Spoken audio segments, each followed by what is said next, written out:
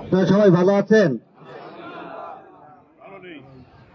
ভালো থাকার কথা নাই। আজকে বিজয়ের দিনে আমরা ভালো থাকতে পারছি না, একটি অপশক্তি আমাদেরকে ভালো থাকতে দিচ্ছে না।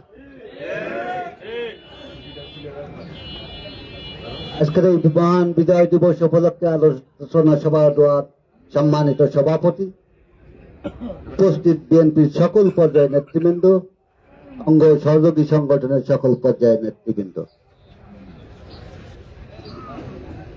আজকের এই দিনটি ছিল স্বাধীনভাবে 17 বছর পর 71-এর মহান মুক্তিযোদ্ধারা যে জীবন দিয়েছিলেন, শহীদ হয়েছিলেন,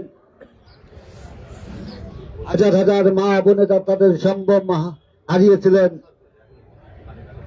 এই দিন আনন্দ উল্লাসের মধ্য দিয়ে আমরা পালন করব।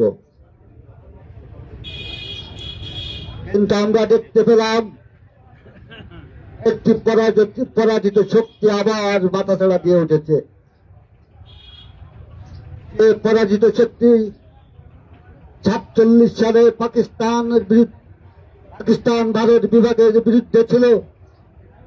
এই পরাজিত শক্তি 71-এর মহান মুক্তিযুদ্ধের বিরোধিতা করেছিল। 17 বছর আমরা আন্দোলন সংগ্রাম করেছি। যারা আওয়ামী লীগের দোষর হিসেবে আওয়ামী লীগের সাথে থেকে নেতা কর্মীদের বিরুদ্ধে অত্যাচার নিপীড়ন হয়েছে, সহযোগিতা করেছে।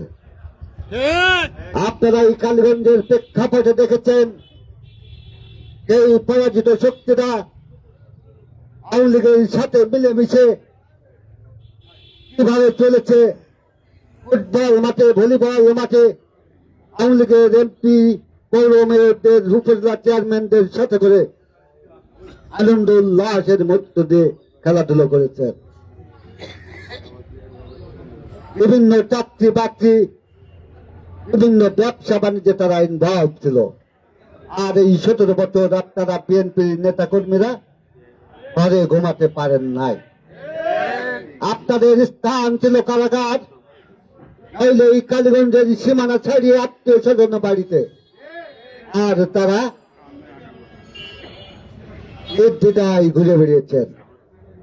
আপনাদের কাছে যদি ফেসবুকের ছবিগুলো লক্ষ্য করেন, এখনো পর্যন্ত দেখতে পারবেন এই শীতের সময় আমাদের নেতা কর্মীরা কিভাবে বিভিন্ন আগানে বাগানে গাছের ডালে ঝুলে ঝুলে ঘুমিয়েছে, রাত্রি যাপন করেছে।